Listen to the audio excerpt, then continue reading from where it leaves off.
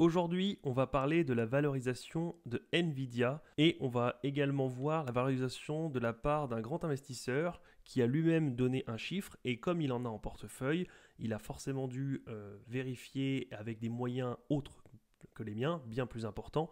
Et du coup, on va regarder un petit peu son avis, à combien il juge la société, etc.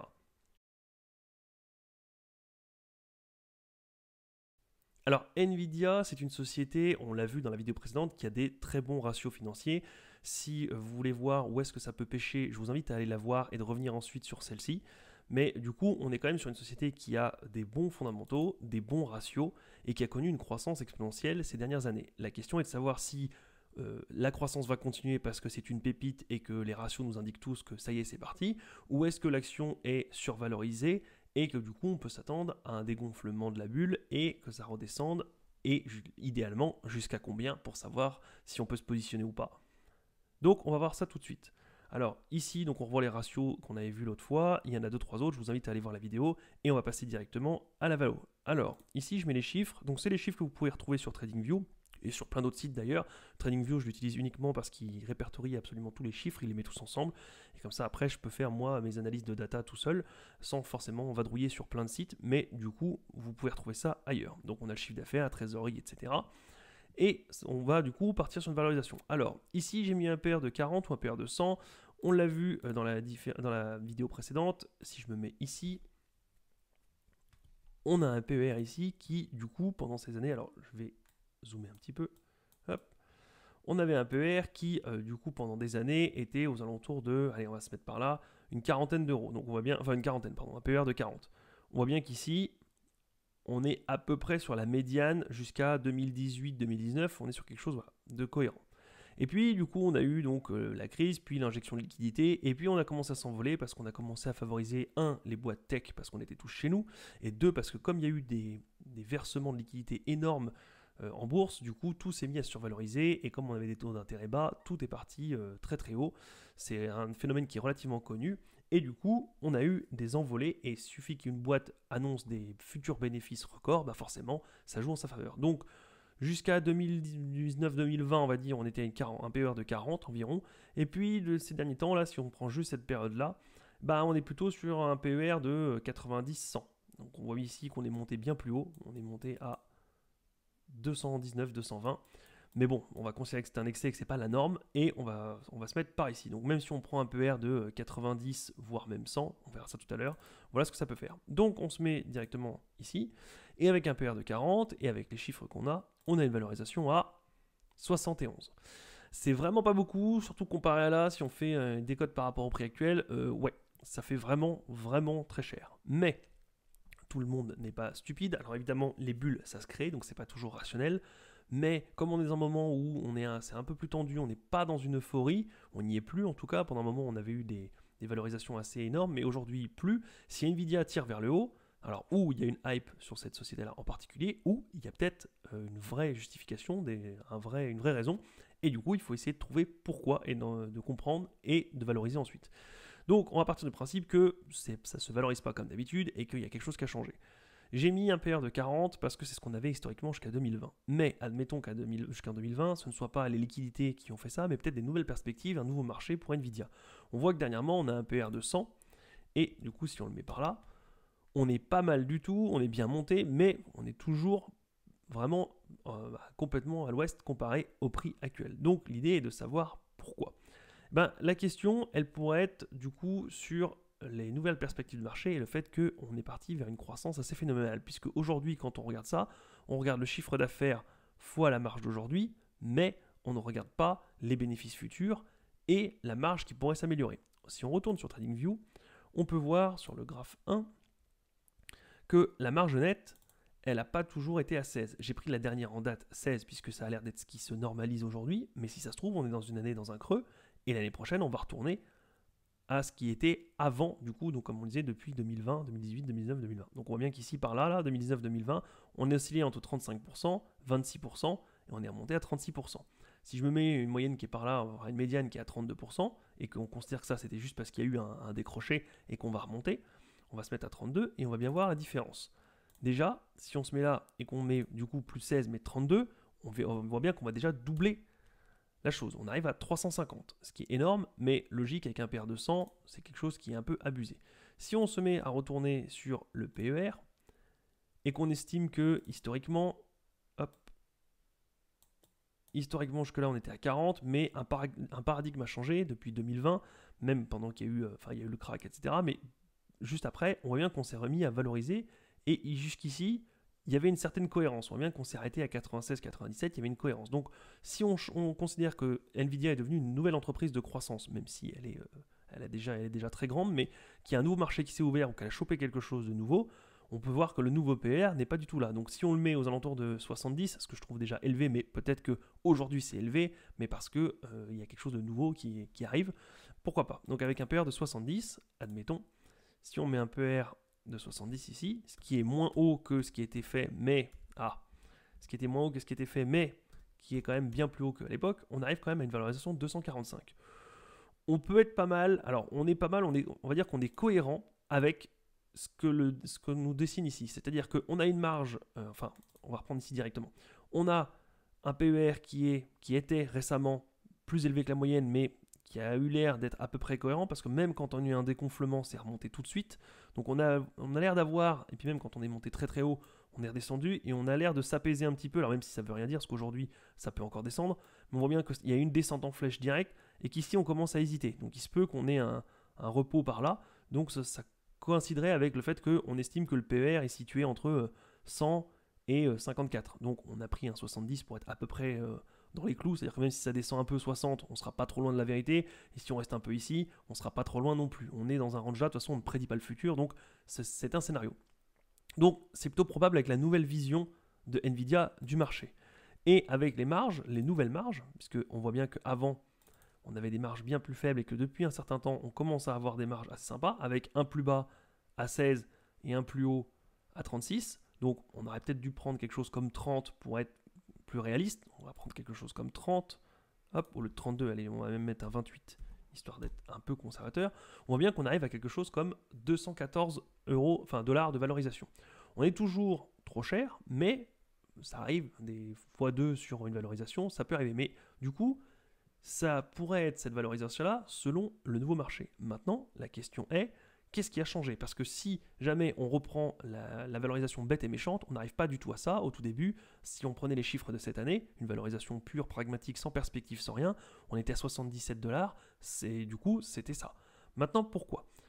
Si on regarde certains articles qui ont été plutôt bien faits et où ça a été un peu creusé, on explique que, alors, ici, ça va s'écrouler parce que on a la star de l'IA face à un test critique. Oui, parce qu'on a eu une envolée grâce à l'IA. L'IA, ça fait quelques mois qu'on a une hype là-dessus et qu'on dit que l'IA va tout révolutionner, ça y est, on commence à voir des chatbots qui, on n'arrive plus à discerner si du coup un chatbot arrive à remplacer un humain ou pas. Des fois quand on utilise du service après-vente par écrit, on ne fait plus la distinction. C'est un peu une hype parce que ça fait des années que ça existe et c'est aujourd'hui le grand public qui se rend compte que oui, oulala, c'est bluffant, on commence vraiment à avoir des choses sympas. ChatGPT ayant été le premier outil à vraiment mettre une claque aux particuliers et en leur montrant que on peut interagir avec quelqu'un qui ressemble vraiment fortement à un être humain, avec quelques lacunes parfois, mais la frontière est devenue plus mince. Et évidemment, ChatGPT n'a pas été inventé en 3 semaines, donc on pense bien que ça fait déjà un petit moment et que les Google, tout ça, et Apple avec Siri, tout ça, penchent dessus depuis un moment. Mais les gens qui n'y connaissaient rien, qui ne s'intéressaient pas, qui n'étaient pas dans le domaine, et les particuliers, même les gros investisseurs, qui ne s'intéressaient pas au domaine, se sont rendus compte que ça y est, l'IA était en marche et qu'on n'était vraiment pas loin. Donc, il y a eu une hype, et du coup, forcément, pour faire tourner l'IA, il faut beaucoup de calculateurs, beaucoup de processeurs, beaucoup de matériel informatique. Et du coup, on a eu une explosion des commandes chez Nvidia, ce qui fait que forcément, ça a boosté le chiffre d'affaires et les bénéfices. Donc, je vous le donne, je vais vous spoiler tout de suite, mais grosso modo, ici, c'est monté parce qu'on a eu une revalorisation des perspectives de croissance. Alors, comment je le sais? 1, parce qu'il faut aller lire les rapports financiers, et 2, parce que la presse s'en est déjà chargée, il y a la presse qui a déjà lu les rapports financiers et qui fait des synthèses, et parce que quand on le voit dans les rapports financiers, ils annoncent qu'il va y avoir il y a une demande énorme et que du coup, on est en train de monter.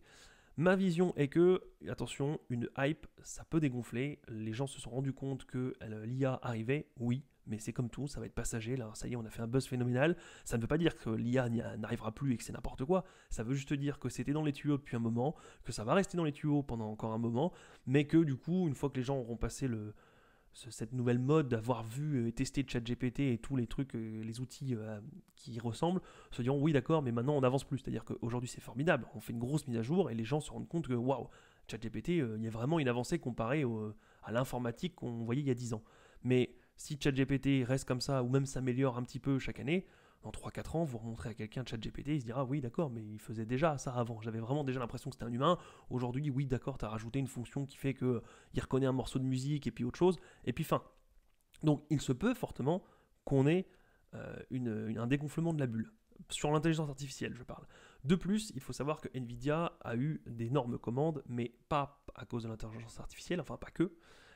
Il y a eu aussi le fait qu'il y a eu des pays qui ont fait des stocks. On a été à un moment donné privé avec la pandémie de processeurs, etc., et de matériel informatique, parce que, au tout début, tout a été fermé, et 2, ensuite, on a mis tout le monde au télétravail et chez soi, ce qui fait que c'est ce qui a marché, ce qui a fait un plein boom, il y a eu une demande énorme. Donc on a eu d'abord une fermeture avec une réduction phénoménale de l'offre, puis une demande phénoménale, ce qui a boosté les ventes. Eh bien, les pays ne sont pas bêtes et anticipent le fait que on s'est fait avoir une fois sur la commande, sur le fait qu'il n'y en ait plus pendant des mois et que ça nous a paralysé. Alors vous, ça vous a paralysé peut-être chez vous avec votre PC ou le dernier iPhone que vous aviez commandé, mais il faut savoir que l'industrie entière a été pénalisée. Il y a des constructeurs automobiles qui n'ont pas pu sortir leurs véhicules parce qu'il leur manquait 3-4 puces pour l'autoradio et puis pour une assistance de quoi que ce soit. Et donc du coup, le véhicule n'était pas sortable et donc c'était un manque à gagner pour l'entreprise. Donc il y a beaucoup d'entreprises et beaucoup de pays qui font des stocks un petit peu en avance parce que quand on voit les tensions qu'il y a avec l'Ukraine et avec tout ce qui se passe autour, avec tous les mouvements géopolitiques qui se font, eh bien, il y a eu un élan de stock. Donc, si on commence à voir l'excédent de stock pour anticiper plus l'hype de l'intelligence artificielle, on a eu un excès de commandes chez Nvidia. Attention, ça ne veut pas dire que les bénéfices ne sont pas réels. Les commandes ont bien eu lieu, les contrats ont bien été passés, donc Nvidia va effectivement avoir ces bénéfices-là. Maintenant, est-ce que cette hype de l'intelligence artificielle va continuer ? Et attention, quand je dis continuer, ça ne veut pas dire continuer à être à la mode, ça veut dire continuer à avoir la même croissance. C'est-à-dire que si aujourd'hui, là, enfin ici par là, les gens se sont rendus compte que l'intelligence artificielle arrivait, donc ça a été une croissance phénoménale. Mais ici, du coup, les gens maintenant sont au courant. Il faudrait une autre vague d'énormes bonnes nouvelles, ou de bluff, ou de ce qu'on veut, pour qu'il y ait encore la même croissance et la même poussée. De la même manière que les stocks ont été faits, mais il faudrait du coup maintenant que les stocks sont faits, encore une demande de stock phénoménale, d'achat en masse pour anticiper, pour que Nvidia monte encore. Ou alors, les bénéfices vont stagner, voire diminuer, parce qu'on ne fait pas les stocks 10 000 fois, on les fait une fois. Pareil, l'intelligence artificielle, même si elle s'améliore, quand on s'est équipé du dernier cri l'année dernière, on ne change pas forcément tous les 3 mois. Donc, il se peut que les bénéfices à l'avenir baissent, et du coup, il se peut que la bulle dégonfle. Donc, c'est tout l'intérêt. Et donc, c'est ce que raconte cet article, c'est en disant que ça pourrait s'écrouler, alors au T2, enfin avec les résultats de T2 de ce soir, parce que face au test critique. Donc, on va voir ça. Il explique que du coup, on notera à ce propos que le consensus table sur un bénéfice de 2 $ par action, soit presque le double du bénéfice par action du trimestre précédent, et plus de 4 fois plus qu'au même trimestre de l'année précédente. C'est ce qu'on voyait, 4 fois plus de bénéfices par action que l'année précédente, forcément une valorisation qui fait 4 fois plus aussi. Donc on voit bien que du coup on est passé de 100 $ à 400 $, tout simplement parce que 4 fois plus d'espérance de gain, 4 fois plus de capitalisation. Pour le chiffre d'affaires, les analystes prévoient en moyenne un chiffre de 11 milliards de dollars en croissance de 54% par rapport au trimestre précédent et 65% pour un an. Donc on voit bien que même par rapport au trimestre précédent, on est encore en croissance. Ces prévisions sont particulièrement optimistes, résultent en partie du fait qu'au premier trimestre, Nvidia a dépassé les estimations, oui, de 18%, et celles de revenus de 10%. En d'autres termes, les attentes sont particulièrement élevées, ce qui implique un risque accru de déception. Et oui, c'est bien ce qu'on disait, c'est que quand on arrive ici et que on envisage de fortes perspectives d'avenir belles et rayonnantes et un PER de 100 et quelques, il y a plus de chances maintenant arriver là d'avoir des mauvaises nouvelles que de bonnes. Parce que quand on est très très haut et que tout va bien dans le meilleur des mondes, il n'y a plus de réelles bonnes nouvelles à apporter, puisque si tout est au vert, vous ne pouvez pas passer au plus que vert, ou il y a très peu de chances que vous passiez encore au-dessus des attentes. Par contre, si tout est au vert, il y a des chances que certains voyants deviennent orange, voire rouge. Donc vous avez plus de probabilité de redescendre ou de stagner que de monter. C'est exactement ce qu'il explique. Et donc, si on continue, on a un risque accru de déception. Cependant, il faut aussi tenir compte de la tendance historique de Nvidia à faire mieux que prévu. C'est vrai, on a vu plusieurs fois que la marge était élevée, que le cours a su se ressaisir et que la société est une bonne société bien gérée. Sachant que le BPA a dépassé les attentes au cours des 5-7 derniers trimestres, tandis que les revenus ont surpassé le consensus au cours des 7 derniers trimestres consécutifs. Donc c'est vraiment une bonne tendance. Au final, quel est le risque? C'est que les résultats d'NVIDIA montrent aux fournisseurs qu'ils sont un peu allés dans l'excès d'optimistes, et que du coup, forcément, en ce qui concerne donc l'IA et l'économie, donc c'est bien ce qu'on disait, et que finalement, il y a des répercussions. Donc effectivement, la personne a bien fait son travail, elle a bien vu que c'était l'IA, l'impact de l'IA du coup, et évidemment, on voit bien que dans une économie, on a eu du coup des achats en masse, des anticipations, et l'économie va pas très bien, il y a peu de chances qu'on ait une telle demande de stock à l'avenir. Donc quels sont les seuils techniques? Donc là, il passe sur les seuils, l'analyse technique. Et donc on voit bien qu'il y a un seuil psychologique des 500$, bon, on voit bien qu'on ne les a pas dépassés, et une zone de 420, dernier support. On voit bien qu'on est aux alentours puisqu'on est à 400 avant le seuil psychologique des 400. Il finit par conclure que, pour résumer, les attentes élevées pour les résultats de Nvidia, ce soit un caractère étiré de la puissance de la tendance haussière visible depuis le début de l'année, qui font intégrer que l'action Nvidia a son portefeuille boursier immédiatement en vue des résultats semble être une décision risquée. Oui, parce que ça a beau être un bon dossier, mais voire même un excellent dossier, comme on l'a dit, on est bien haut et donc il y a beaucoup de chances pour que finalement il y a plus de chances de probabilité que ça redescende plutôt que ça monte. Ça ne veut pas dire que du coup il faut délaisser le dossier, ça veut juste dire que là il faut peut-être attendre un petit peu, avoir un peu son mal en patience et attendre pour venir recharger sur un support. Ici on a eu l'hirondelle ne fait pas le printemps. Finalement, la fusée Nvidia a raté son décollage hier, la faute à un marché global plutôt méfiant la veille d'un discours très attendu par le président de la Fed. Et oui, parce que si le président de la Fed dit qu'ils vont remonter les taux et ils vont resserrer un peu la vis de l'économie, forcément, du coup, l'intelligence artificielle, ça pourra attendre un petit peu parce que comme c'est pas vital, il se peut qu'il y ait des projets qui soient un peu en attente, parce que quand l'économie elle ralentit et qu'on arrive peut-être même en récession, on se concentre sur ce qui fait du chiffre maintenant et pas sur la potentielle croissance de dans 10 ou 20 ans. Donc des entreprises comme Google, comme Apple, tout ça pourraient très bien se concentrer sur la vente de matériaux, d'iPhone, etc. plutôt que de se dire on va essayer d'optimiser encore mieux notre intelligence artificielle. Ce qui fait que du coup on s'équipe moins, ce qui fait qu'il y a moins de bénéfices à faire chez Nvidia. Le rendez-vous est donc pris avec Jérôme Powell cet après-midi, blablabla. Donc on voit bien ici, voilà. On voit ici que Nvidia a en effet publié des résultats et des objectifs enthousiasmants, bien. Mais sa hausse initiale de plus de 6,6 s'est étiolée jusqu'à ce que se transformer en un gain symbolique de 0,1 pour la clôture. Donc on voit bien que même avec des objectifs enthousiasmants, on est déjà tellement haut et tellement valorisé que la hausse, finalement, on est arrivé jusqu'à la clôture symbolique pour dire qu'on n'était pas en perte, mais on voit bien. Ensuite, il raconte du coup son expérience à lui, mais voilà ce que je voulais montrer, c'est que même avec des objectifs enthousiasmants, des effets publiés et des résultats et des objectifs enthousiasmants, donc c'est quand même des bonnes nouvelles, le marché commence à être un peu frileux, ce qui est normal. Donc on arrive sur, nous, une valorisation qui est aux alentours de, qui est ici, donc on va conserver sur un PER de 70, même si je n'aime pas trop, je serai un peu descendu vers du 50-60, je vais dire 60, ici, pour avoir du coup finalement une valorisation aux alentours de 180-190$. Mais du coup, je garde la marge nette à 28, alors qu'on a vu que précédemment elle pouvait monter à 30-35, et ici à 60, un PER de 60 parce que c'est ce que le marché semble retenir. Maintenant, on va regarder du coup avec TradingView, puisque si le marché croit avoir vu quelque chose, c'est peut-être qu'il l'a vu, donc voilà. On voit ici, je vais partir en trimestriel d'abord, on voit ici qu'on a eu des petites commandes, et comme on le disait, ici, il y avait une estimation à 2,08, et finalement, on a eu 2,70, ce qui est énorme. Mais dans les trimestres prochains, on attend encore plus, et on voit qu'on a une croissance. Si je passe en annuel, on voit bien que 2021-2022, c'était à 3 et quelques, 3,30. 2023, on est déjà à 10, donc on est presque 3 fois mieux, parce qu'on était 3,30, oui. On est à 3 fois mieux. Et c'est l'année en cours. Là, aujourd'hui, les estimations se tourne vers 2024 pour savoir si, la bourse anticipe toujours, elle va voir si on va avoir encore mieux. Les prévisions tapent sur du 16 et du 20. Donc forcément, du coup, quand on a une boîte qui peut avoir rapporté du 3 et quelques par an ou du 20 par an, on est quand même 7 fois plus haut. Ce qui peut justifier qu'un PER de 100, si finalement vous le divisez par 7, vous êtes à un PER qui est relativement acceptable. Donc du coup, on est à un PER de quoi? De quelque chose comme 15-14.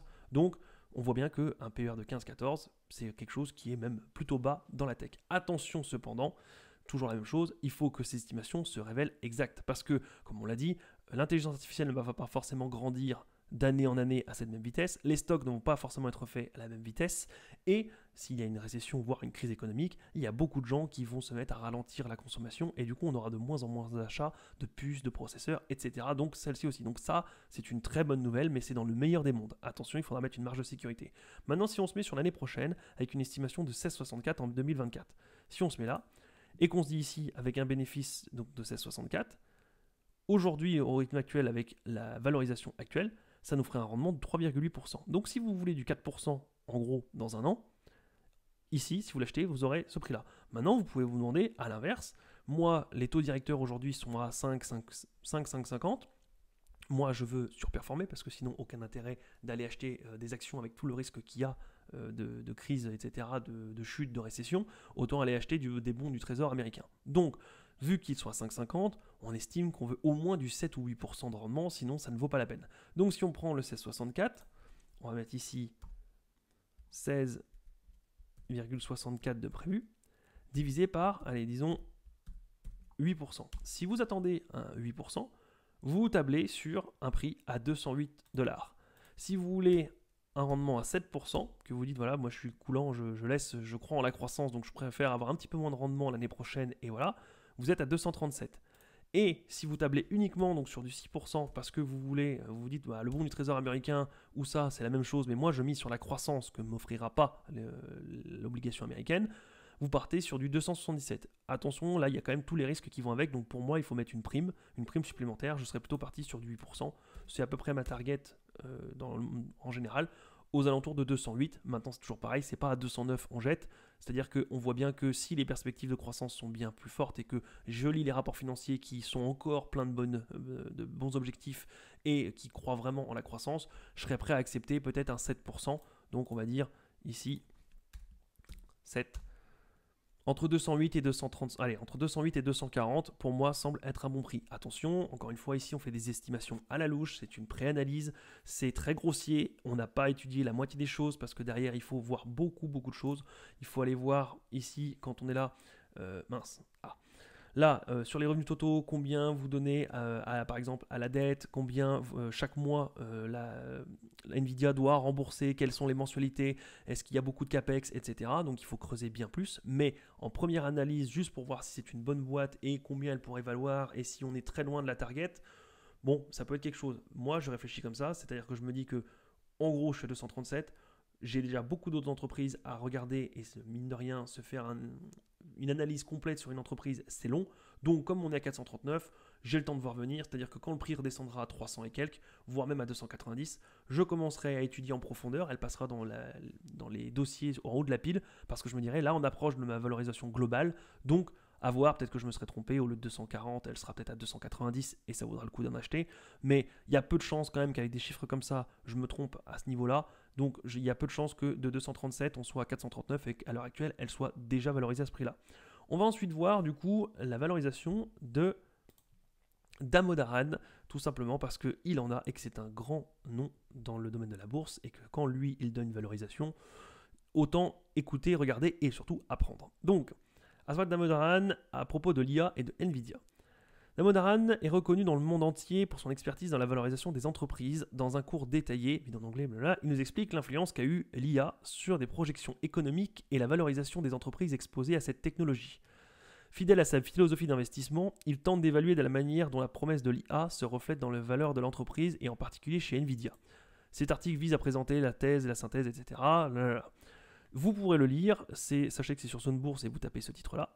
Comme ça, vous le retrouverez. On va pas le faire ici, sinon ça va être horriblement long pour tous les gens qui regardent la vidéo. Ceux qui veulent creuser, allez-y, le site, c'est public, donc vous pouvez tout simplement aller le consulter. Donc, il commence par l'histoire, etc. Il voit donc les 10 plus grands acteurs là-dedans. On va passer à la suite, blablabla. Il explique du coup un champion à la croissance rentable. Oui, parce que c'est ce qu'on a vu tout à l'heure, c'est extrêmement rentable et avec des marges très profitables. Il explique que donc Nvidia s'est développé progressivement depuis sa création. Sa croissance est principalement effectuée au cours de la dernière décennie. C'est bien ce qu'on a vu. Nous, on a vu les 2 dernières décennies. Mais voilà.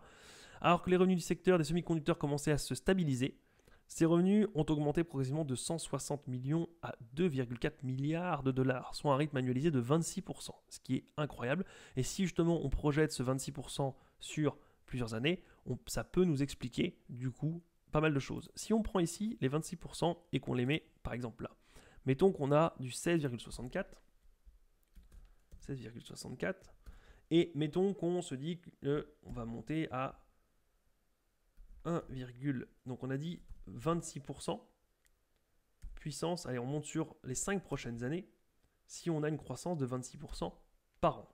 Il vaut mieux que je mette quand même le égal, ça serait mieux. On aurait un bénéfice par action de 52 $, ce qui est énorme. Et en admettant que le marché valorise correctement ça, c'est-à-dire que on se dit que c'est pas sous ou surévalué, on se dit que du coup avec un PER de quoi 50, comme c'est à l'air d'être fait, hop, égale celui-ci fois un PER de 50, puisque si on estime que dans quelques années, si on estime que dans quelques années on aura une croissance telle que 26%, ça nous donne ici, alors évidemment il faudrait compter la dette, l'amortissement, etc. Mais voici ce qu'on pourrait avoir. Si on estime que finalement le PER n'est pas de 50 parce qu'on aura peut-être un peu fini la croissance et que ça ira un peu moins, mais qu'on retourne sur des PER qui sont plutôt normaux, disons, on serait sur quelque chose de à 1500 dans 5 ans. Ce qui n'est pas du tout déconnant. Et si du coup on retraite, parce que ce qu'il faudrait faire ici c'est enlever les 10%, les 5,50 du taux de la Fed, plus la marge de sécurité, donc on va dire 2-3%, allez 2% parce que c'est Nvidia, on enlèverait donc 7%.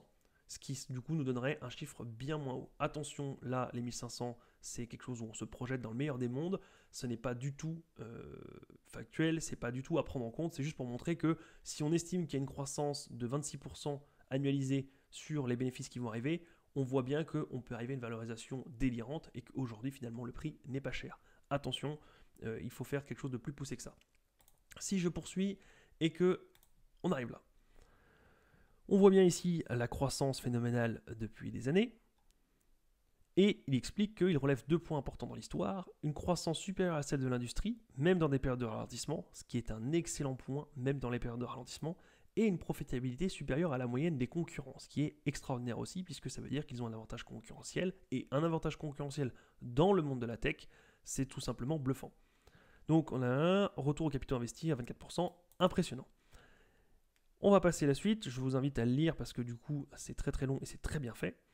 Et on arrive à une valorisation, apporte une juste valorisation de 237 $ actuellement, alors que le dernier cours de bourse est, alors à ce jour-là, au 16,08, de 441 $. Donc du coup, on voit son DCF, donc si vous voulez aller le voir, c'est une très bonne chose. Je ferai peut-être une vidéo dédiée juste pour ça, juste pour apprendre comment il fait, puisque du coup, c'est pas exactement ce qu'on allait faire, mais il projette une croissance sur le bénéfice par action. Ensuite, il retranche parce qu'il faut toujours actualiser les free cash flow, c'est-à-dire que 1 euro dans 10 ans ne vaut pas la même chose qu'un euro aujourd'hui et ne vaut pas la même chose qu'un euro il y a 30 ans. Donc il faut forcément déduire l'inflation, etc., la croissance économique. Et donc du coup, mais voilà dans le principe, du coup il explique comment va augmenter le chiffre d'affaires, les bénéfices, etc. Et il actualise le cash flow ou les bénéfices par action qu'il pourrait y avoir. Et donc ici, c'est son DCF, donc si vous voulez aller voir, je vous le conseille. Et il arrive à une fair value de 237 $. Donc on arriverait sur quelque chose qui est ici 237, on est bien bas, ce qui fait que ça nous donne quand même une descente, encore comparé à aujourd'hui, si je mets à 237, ça ferait quand même quelque chose qui est pas mal, moins 45% par rapport à aujourd'hui. Donc il faudrait en théorie qu'NVIDIA perde 45% pour arriver à sa juste valeur. C'est pas dit que ça arrive, mais au moins si vous savez que la cible est à 237, si un jour elle arrive à 280, 250, vous pourrez vous dire tiens, peut-être réouvrir les rapports financiers et voir si quelque chose a encore évolué et est encore mieux, et est-ce que j'en achète à ce moment-là.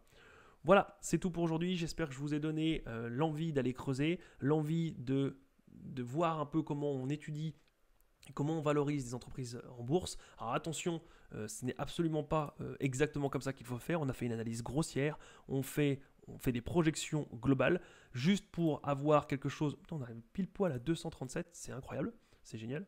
Pile poil avec 7%. Donc du coup, bon finalement, Damodaran, facile quoi. On suffit d'attendre 7%, puis on l'a. Mais du coup, j'en reviens là où j'en étais. 237 $, ce qui fait que quand vous arrivez à des analyses comme ça, que vous arrivez à un prix ici, avec une pré-analyse un peu grossière, vous commencez à analyser. Alors dans l'idéal, il faudrait faire comme lui fait, c'est-à-dire les projections des DCF et de les actualiser aujourd'hui, plus une étude des rapports financiers et des conférences call pour voir un peu comment l'équipe dirigeante anticipe les futures années, et vous faire un mix de tout ça, et vous donner vous-même, après, avoir la cible, le prix, la valorisation de l'action, et enfin pouvoir savoir quand est-ce que vous vous placez. Mais j'espère vous avoir donné un petit peu le goût d'apprendre, le goût de faire ces calculs, de faire ces recherches. C'est très passionnant et on dort beaucoup mieux la nuit quand on sait exactement ce qu'on a acheté, pourquoi on l'a acheté, à quel prix on l'a acheté et surtout si on a fait une bonne affaire ou pas. C'est tout pour aujourd'hui, je vous dis à la prochaine, salut!